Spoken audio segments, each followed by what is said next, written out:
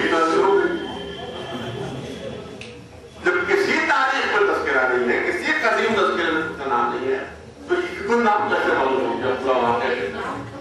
तो अल्लाह ने मुर्तज़ा अस्करी ने फरमाया है कि ये बिल्कुल फिक्टिशियस, बिल्कुल फर्जी नाम, जिसका कोई वजूद नहीं था। सिर्फ बड़ी उमैया के जमाने में पता नहीं क्या ओरिजिनल तरकीब की गई ये शियों को बदनाम करने के लिए कि ये इस्लामी फिरका नहीं, उसी जमाने में अब्दुल्लाह इब्न सबा पढ़ा बड़ी उमैया जमाना नहीं था, बल्कि बड़ी बात का जमाना था, उसमें कहा गया। अब सुनिए, लेकिन कहा यह जाता है कि तबरी जैसी मोतबर किताब में जो तारीख की सबसे मोतबर किताब, लिहाजा हम यही माने कि अब्दुल्लाह इब्न सबा तुम्हारा पढ़ लिया। तो मैं कहूंगा कि देखिए मुगल नहीं है, तबरी सबसे मोतबर किताब है तारीख की, तो मुकरिएगा नहीं। तबरी ही में एक रिवायत और भी है जो मिस्र के बहुत बड़े थिंकर मोहम्मद हसनैन हैकल, उन्हीं ने किताब लिखी हयात मोहम्मद नाम, उसमें तबरी के हवाले दो रिवायत लिखी। दावत-ए-ज़ुल-शीरा का तज़किरा, दावत-ए-ज़ुल-शीरा का तज़किरा तबरी कर रहा है, और उसमें कि रसूलुल्लाह ने कई मर्तबा आवाज़ दी, कौन है जो मेरी मदद करे सामने।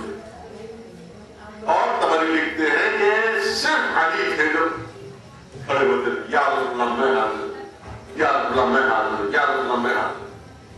और उसके बाद आखिर में तबरी में लिखा हुआ है कि आखिर में रसूल ने अली का हाथ पकड़ के बुलंद किया, कहा कि हाज़ा अखी वसी व खलीफती मिन बाद, ये मेरा भाई है, मेरा वसी है, और मेरे बाद मेरा खलीफा यही है। तबरी के हवाले से जैसे ही हयात मोहम्मद में हसनैन हैकल ने रिवायत लिखी, हर तरफ हंगामा लग गया कि तुमने तो हमारे मजहब की बुनियादी को ये रिवायत तुमने कैसे लिख दी, ज्यादा इस रिवायत को काटो, तबरी मोतबर किताब नहीं है। क्यों रहे? तबरी मोतबर किताब नहीं है, तुमने इसमें से कैसे लिख दिया? तो दूसरा एडिशन जो छपा उसमें पूरा वाकया था, और उसके बाद जहां पर ये लिखा था पहले एडिशन में कि ये जो है अली जो है मेरा भाई, अखी वसी व खलीफती मिन बादी, तो अब जो दूसरा एडिशन आया तो उसमें से इतना था कि रसूल ने कहा कि हाज़ा अखी, उसके बाद कज़ा व कज़ा व कज़ा, यानी वगैरह वगैरह वगैरह।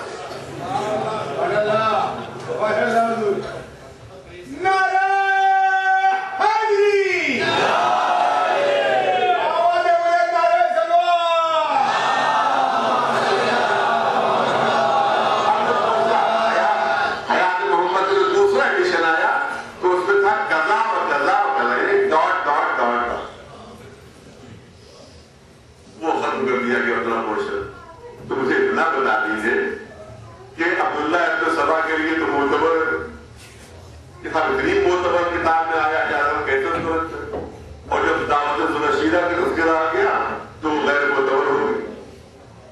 तो भाई एक ही बात पर कायम नहीं कर दी गई कि मोतबर है तो मोतबर है तो दोनों बातें मानिए फिर, और अगर गैर मोतबर है तो जहां आपको उसको रद्द किया वहां उसको भी रद्द कीजिए। ऐसा बात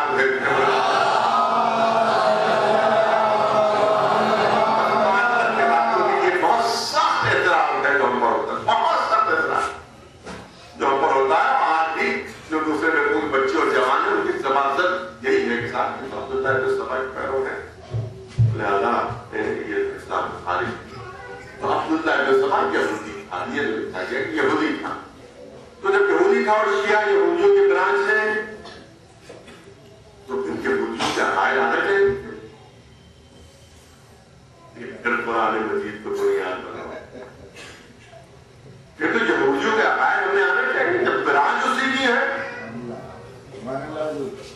जब शाख यहूदियत तो यहूदियों के अकायद हमारे पास, हमारे मजहब में यहूदी अकायद होना चाहिए।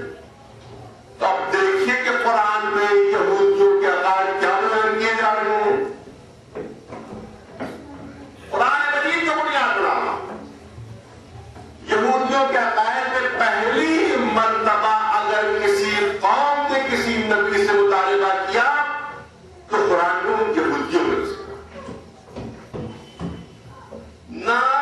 مطالبہ اس سے پہلے جناب آدم سے ہوا، نہیں مطالبہ جناب نوح سے ہوا، نہیں مطالبہ جناب ابراہیم کی قوم نے جناب ابراہیم سے کیا. پورا قرآن دیکھ کر ایک مطالبہ ایسا ہے کہ جو قرآن میں کہا یہودیوں کے ساتھ مخصوص ہے. پورا قرآن تلاوت. وہ مطالبہ کیا تھا؟ جس پر جناب سب سے زیادہ پریشان اگر کسی قوم نے اپنے نبی کو کیا تو یہودی.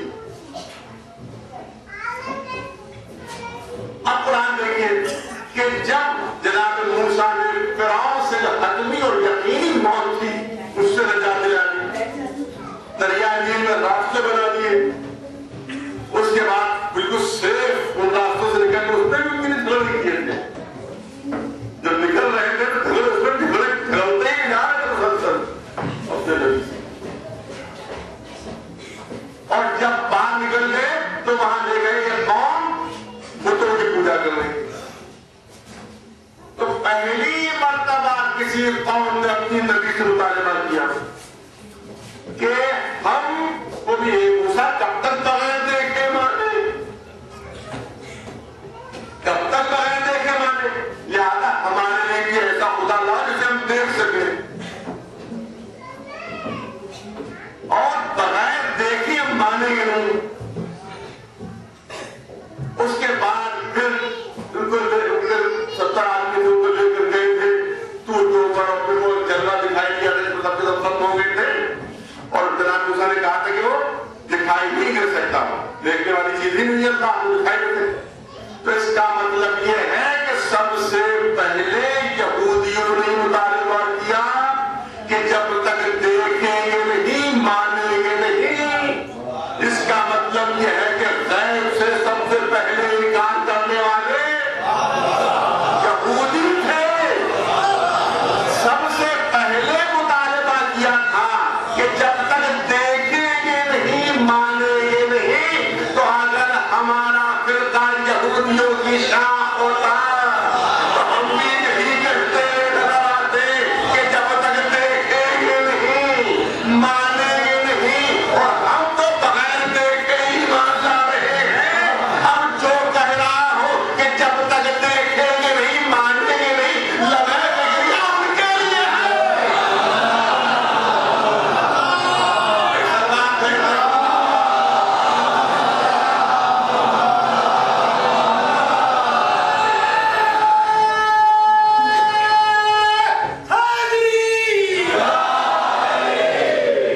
ایسا بات ہے